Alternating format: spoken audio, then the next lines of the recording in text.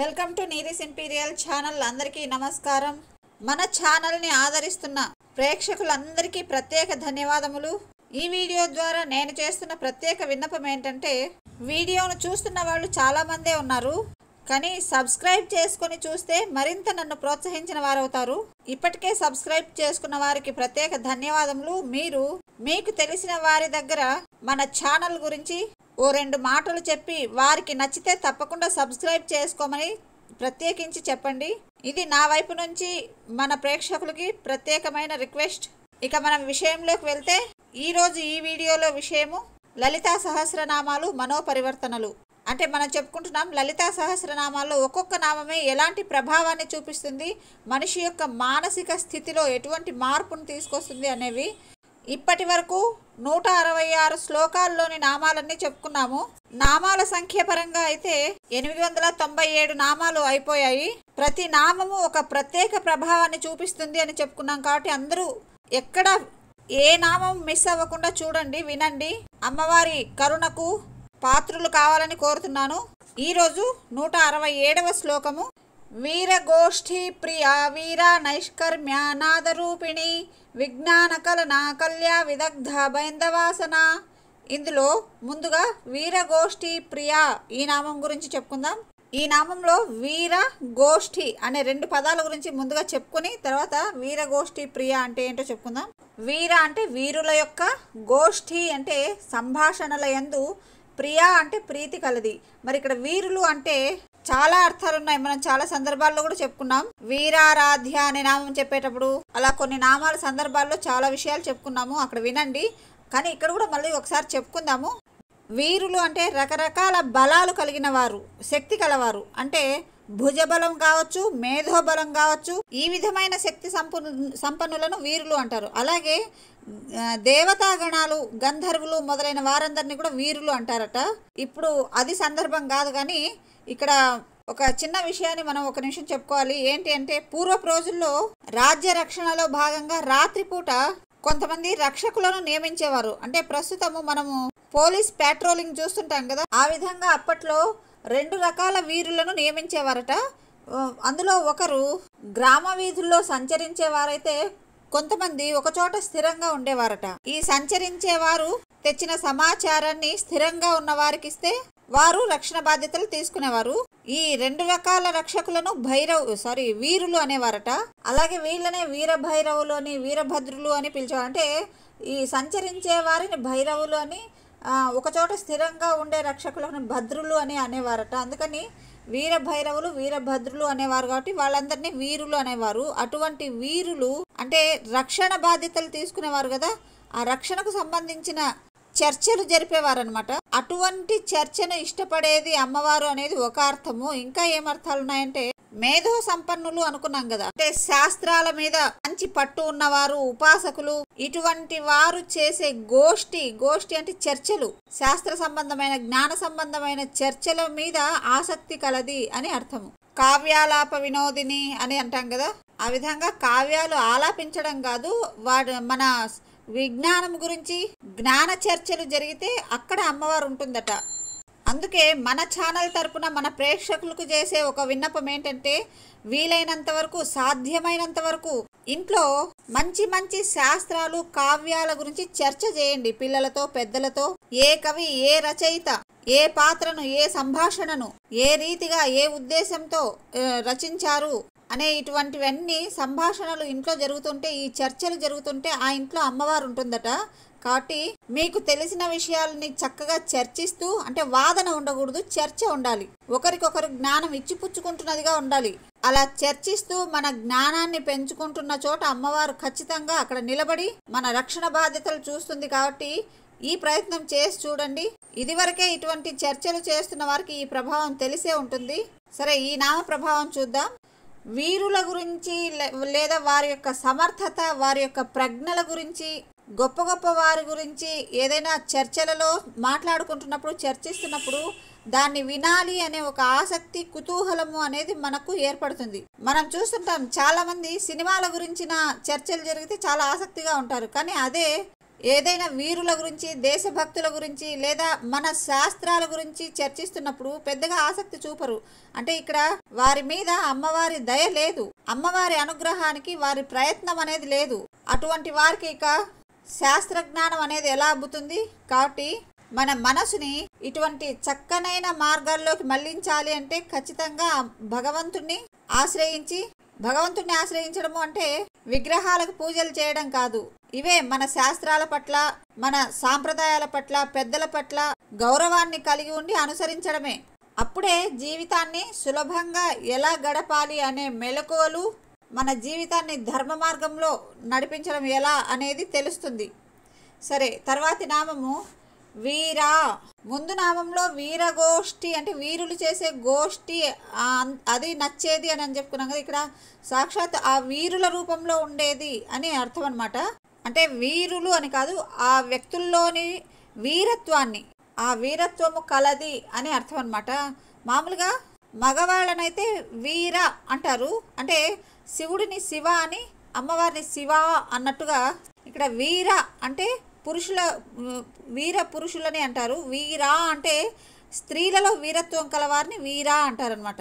అలాగే వీరులు అన్నప్పుడు ఇంకొక అర్థం కూడా చెప్పుకున్నాం, ఉపాసకులు అని. ఏవైనా శాస్త్రము కానీ భగవంతుడిని కానీ ఉపాసిస్తుంటారు అని చెప్తాం కదా, వారిని కూడా వీరులు అంటారని చెప్పాం. కాబట్టి వారి ఉపాసన విద్యను కూడా వీరా అని అంటారట, అంటే ఉపాసన పద్ధతి. కానీ ఈ నామ ప్రభావం ఎలా ఉంటుందో చూద్దాం.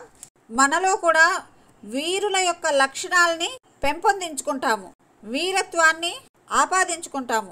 ఇక్కడ వీరత్వము అంటే రకరకాల అర్థాలు తీసుకోవాల్సిందే. బాహుబలము, బుద్ధి బలము, ఉపాసనా బలము, ఇవన్నీ వీరత్వాలే. అటువంటి లక్షణాలన్నీ కూడా మనలో మొదలవుతాయి. తర్వాతి నామము ఇది 900ది. ఖచ్చితంగా గుర్తుపెట్టుకోండి, చక్కగా నంబర్లు ఈజీగా గుర్తుంటాయి. నైష్కర్మ్య, ఇది 900 సంఖ్య గల నామము. అంటే కర్మ సంబంధము లేనిది అని, అంటే తాను చేయకుండా కర్మలను చేయించేది. అంటే అమ్మవారికి క్రియాకర్తృత్వము అనేది ఉండదు, అంటే తాను చేయదన్నమాట, కానీ ఆమె ద్వారానే జరుగుతూ ఉంటాయి. నైష్కర్మ్యము అంటే కర్మము లేనిది. ఎటువంటి కర్మాలు అంటే, సరే కర్మాలు అనకూడదు, కర్మలు అనాలి. మన భాషలో అప్పుడప్పుడు ఇలాంటి చిన్న చిన్న తప్పులు దొర్లుతూ ఉంటాయి. ఎప్పటికప్పుడు కరెక్ట్ చేసుకుంటే మన భాష సంస్కరించబడుతుంది. ఆ తర్వాత మాట్లాడేటప్పుడు చక్కగా తప్పులు లేకుండా విషయాన్ని సూటిగా స్పష్టంగా చెప్పగలిగే సామర్థ్యం మనలో ఏర్పడుతుంది. సరే, ఇప్పుడు మనం విషయం గురించి ఇంకా చెప్పుకుందాం. నిజానికి ఈ సృష్టి, విశ్వాలన్నీ అమ్మవారి నుంచి వచ్చాయి అన్నాం కదా. ఈ విశ్వాల సృష్టిలో అమ్మవారు అదే పనిగా పని కట్టుకొని ఏమీ తయారు చేయలేదు, అలా సంకల్పించుకుంది, అలా వచ్చేసాయన్నమాట. అయోనిహి యోని నిలయ ఇలా చెప్పుకున్నాం కదా, నిర్యోని నిలయ ఇలా ఇవై ఈ నామాల్లో చెప్పుకున్నాం. అంటే ఆమె ఉత్పత్తి స్థానము కాదు, కానీ ఉత్పత్తి స్థానాలకు ఆమె నిలయము అని ఇలా చెప్పుకున్నాం కదా. అలా ఆమె నుంచి ఏర్పడ్డా కూడా ఆమె తయారు చేసినవి కాదు, కానీ ఆమె ద్వారానే అన్నీ జరిగిపోతుంటాయి అన్నమాట. సరే, ఈ నామ ప్రభావం చూద్దాం. మనము బలహీనతలకి, విపరీత ధోరణులకి దూరంగా ఉంటాము. అంటే ఏవేవో లేనిపోనివన్నీ, మనకు సంబంధం లేనివన్నీ చేసేసి వాటి బంధనాల్లో ఇరుక్కుపోకుండా ఒక జాగరూకతతో ఉంటాము. దీనికి ఒక ఉదాహరణ చెప్తాను. ఎక్కడో ఏదో ఖండంలో సునామీ కానీ భూకంపం కానీ వచ్చింది అంటే, ఇక్కడ మన ప్రాంతంలో మనకు ఎటువంటి ప్రమాదము వచ్చే అవకాశం లేకపోయినా అక్కడ జరిగిన దాని గురించి ఆలోచిస్తూ ఉన్న ప్రశాంతతను పోగొట్టుకొని అనారోగ్యాలకి దగ్గరవుతారు. ఇక్కడ ఎవరు ఏమి చేసింది లేదు, అక్కడ భూకంపాలకు వాటికి కారణం మనుషులు కాదు, అవి మన దగ్గర జరగడానికి అవకాశము లేదు. ఈ ఆలోచన లేకుండా అనారోగ్యాలు తెచ్చుకునే వారిని ఎవరు కూడా బాగు చేయలేరన్నమాట. వారిని వారే ఉద్ధరించుకోగలిగితే చక్కబడతారు, లేదంటే ఇక పతనమే. కాబట్టి ఇటువంటి అలవిగాని ఆలోచనల నుంచి దూరంగా ఉండగలుగుతాము. మనలో ఒక ధైర్యము, ఒక ఆలోచన శక్తి అనేవి ఏర్పడతాయి. తర్వాతి నామం నాదరూపిణి, అంటే నాదము యొక్క రూపముగా ఉన్నది అని. ఇక్కడ నాదము అంటే ఏంటంటే శబ్దాన్ని బయటకు వినపడేట్టుగా వ్యక్తం చేయడానికి ఉపయోగపడే ఒక వాహిక వంటిది అనమాట. అంటే శబ్దము అంటే సడన్గా పుడుతుంది, కానీ నాదము అంటే ఒక ఫ్రీక్వెన్సీలో ఉంటుంది. నాదముకి, శబ్దముకు, ధ్వనికి చాలా తేడాలు ఉన్నాయి. ప్రణవనాదము అంటారు, అంటే ఓంకారం అన్నమాట. అది శబ్దమే, ధ్వనియే అయినా కూడా ఒక నిర్దిష్టమైన మార్గంలో ఉంటుంది, కాబట్టి దాన్ని నాదము అన్నారు. అటువంటి నాద రూపంలో ఉంటుంది కాబట్టి అమ్మవారిని నాదరూపిణి అన్నారు. ఈ నామ ప్రభావం ఏంటంటే మనలోని ఆలోచనలు, మన మాటలు, వాక్కులు కూడా ఒక నిర్దిష్టమైన మార్గంలో బయటకి వ్యక్తమవుతాయి. అలా వ్యక్తమైన మాటలే మహాశక్తివంతమై ఉంటాయి. కొంతమంది మాట్లాడితే మంత్రంలాగా పనిచేస్తుంది అంటుంటాం కదా, వింటుంటాం మనము. ఎందుకంటే వారి మాటల్లో ఒక రకమైన నాదము, శక్తి అనేవి కలిసి ఉంటాయి కాబట్టి ఆ మాటలకి అంత శక్తి ఉంటుంది. ఆ విధంగా మన మాటలని కూడా, మన ప్రవర్తనని కూడా అంత శక్తివంతంగా కలిగి ఉండాలి అనే స్ఫురణ మనకి కలుగుతుంది. తర్వాతి నామం విజ్ఞాన కలన, అంటే విజ్ఞానము కలిగి ఉన్నది అని, అన్ని విజ్ఞానాలను కలిగి ఉన్నది, తెలిసి ఉన్నది. ఈ నామ ప్రభావం ఏంటంటే ఈ ప్రపంచంలో ఉన్న వైవిధ్యానికి, ఏకత్వానికి ఉన్న విశేషమైన కారణాలను తెలుసుకొని ఆ వైవిధ్యము, ఏకత్వాల యొక్క స్వభావము, లక్షణాలను విశ్లేషించుకుంటూ విజ్ఞానమును పెంచుకోవాలి అనే స్ఫురణ కలుగుతుంది. ఈ సృష్టిలో ఏ ఒక్క వస్తువు లేదా ఏ ఒక్క ప్రాణి కూడా ఒకే రూపాన్ని ఉండదు, ఒకే లక్షణాన్ని కలిగి ఉండదు. ఇంత వైవిధ్యాన్ని కలిగి ఉన్న ఈ ప్రకృతి, ఈ సృష్టిని అర్థం చేసుకుంటూ ఈ ప్రకృతికి, కాలానికి అనుగుణంగా నడుచుకునే ఒక స్వభావం మనలో ఏర్పడుతుంది. తర్వాతి నామం 903వది కళ్యా, అంటే కలిగి ఉండుట అనేదాన్నే స్వరూపముగా ఉన్నది అని. ఎగ్జిస్టెన్స్ అంటే ఉండడము, ఆ ఉండడం అనేది ఈమె స్వరూపం అన్నమాట. నిజానికి కలన అన్న కళ్యా అన్న ఒకటే. ముందు నామంలో విజ్ఞాన కలన అన్నాం కదా, ఆ కలన అన్న అంటే విజ్ఞానమును కలిగి ఉన్నది అని. ఇక్కడ కళ్యాణ్ అంటే ఆ కలిగి ఉన్న స్వభావము ఉన్నది అని. ఇంకా చెప్పాలంటే కలనము అంటే బ్రహ్మాండ పరిధిలో జరిగితే, ఏదైనా సృష్టించబడితే, ఏదైనా విజ్ఞానమును కలిగి ఉంటే ఆ కలిగించడాన్ని కలనము అంటారు. వ్యక్తిగతంగా ఏదైనా విజ్ఞానాన్ని కలిగిస్తే దాన్ని కళ్యా అంటారు. మరింత స్పష్టంగా చెప్పాలంటే ఎవరైనా ఒక కావ్యం రాశారనుకోండి, ఆ కావ్యాన్ని సృష్టించడము కలనము. అది అందరిలోనూ విజ్ఞానాన్ని నింపుతుంది. కానీ ఎవరైతే చదువుతారో, ఆ కావ్యాన్ని పఠిస్తారో వారిలో ఒక విజ్ఞానం ఏర్పడుతుంది కదా, అది వ్యక్తిగతం కదా, దాన్ని కళ్యా అంటారనమాట. ఆ విధంగా కావ్యంలోనూ విజ్ఞానం ఉంటుంది, వ్యక్తిలోనూ విజ్ఞానం ఏర్పడుతుంది. కావ్యంలో ఏర్పడిన జ్ఞాన విజ్ఞానాలు కలిగించడాన్ని కలనము అంటారు, వ్యక్తిలో కలిగించడాన్ని కళ్యా అంటారనమాట.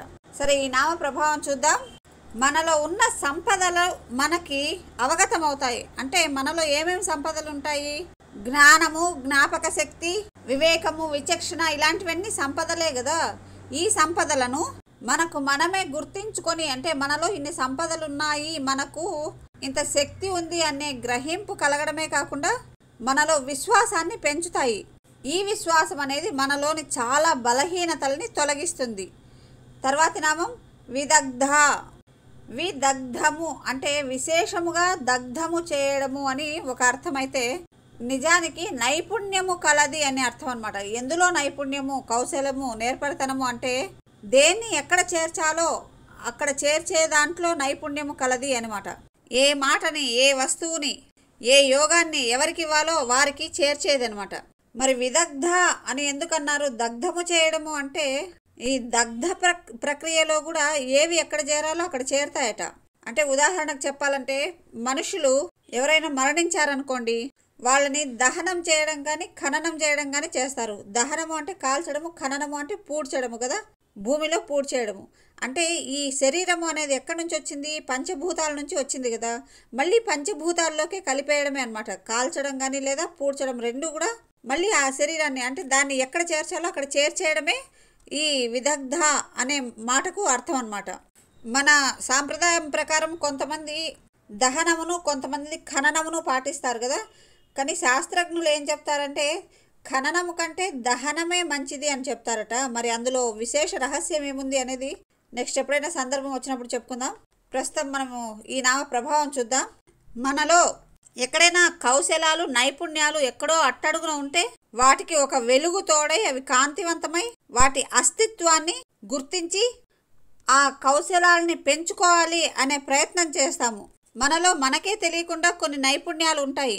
అసలు నేను ఏ విషయంలో నైపుణ్యాలను కలిగి ఉన్నాను అని మనల్ని మనమే విశ్లేషించుకుంటే మనలో ఉన్న నైపుణ్యాలు మనకి స్ఫురించి వాటిని శక్తివంతం చేసుకోగలుగుతాము. ఒక ఆత్మవిశ్వాసము అనేది మనలో ఏర్పడుతుంది. తర్వాతి నామం బైందవాసన అంటే బిందువును ఆసనముగా కలది అని. ప్రతిదానికి ఒక కేంద్ర బిందువు అనేది ఉంటుంది. ఈ బ్రహ్మాండాలు కావచ్చు, లేదా మనుషుల హృదయం కావచ్చు, మనస్సు కావచ్చు, వీటన్నిటికీ ఒక కేంద్ర బిందువు అనేది ఉంటుంది. అందులో ఆసన అయి ఉండేది అని అర్థము. అలాగే కేంద్ర బిందువే కాదు, ఏదైనా మొదలు పెట్టాలన్నా కూడా, ఉదాహరణకు మనం ఒక అక్షరాన్ని ఏదైనా రాయాలన్నా కూడా ఒక చోట ఫస్ట్ మొదలు పెడతాం కదా, ఆ మొదలు పెట్టిన పాయింట్ ఉంటుంది, అది కూడా బిందువు అన్నమాట. అటు ఆ విధంగా ప్రారంభ బిందువులో ఉండేది అని కూడా చెప్పొచ్చు.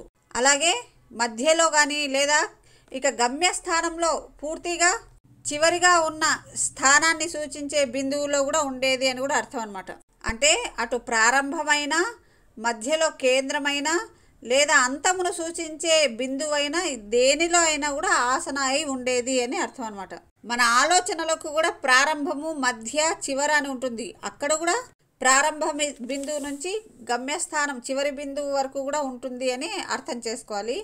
ఈ నామ ప్రభావం ఏంటంటే ఏ దానికైనా ప్రారంభ బిందువు అనేది మనలోనే మొదలవుతుంది అనమాట. అంటే ఏదైనా పని చేయాలంటే బయట నుంచి ఎవరైనా వచ్చి మనల్ని మోటివేట్ చేసి ఇన్స్పైర్ చేయడం కాకుండా, ఏదైనా పని చేయాలంటే ఎవరో మొదలు పెడితే అప్పుడు మనం ప్రేరణ పొంది చేయడం కాదు. ఏదైనా పని చేయాలంటే మనకు మనముగా ఆలోచించి ఆ కార్యక్రమాలని ప్రారంభించాలి. ఈ విధంగా ఆలోచన శక్తి, ప్రారంభించదగిన శక్తి ఇవన్నీ మనలోనే ఉన్నాయి అని తెలుసుకొని ఇతరుల మీద ఆధారపడకుండా మన పనులు మనము చేసుకోగలుగుతాము. ఏ పని చేయాలన్నా ప్రతిసారి ఎవరైనా వచ్చి మనల్ని మోటివేట్ చేస్తే కానీ మనం చేయలేని పరిస్థితిలో ఉన్నామంటే అది మన సంపూర్ణ బలహీనత కదా. అటువంటి బలహీనతలను తొలగించుకొని మనకు మనమే శక్తివంతులము కాగలము. ఇవి ఈరోజు మనం చెప్పుకున్న లలితా సహస్రనామాలు, ఆ నామాల వల్ల వచ్చే మానసిక పరివర్తనలు. అన్నీ విన్నందుకు ధన్యవాదములు. నచ్చింటే తప్పకుండా లైక్ చేయండి. సబ్స్క్రైబ్ చేసుకున్న వారికి ధన్యవాదములు. Thank you. Have a nice day.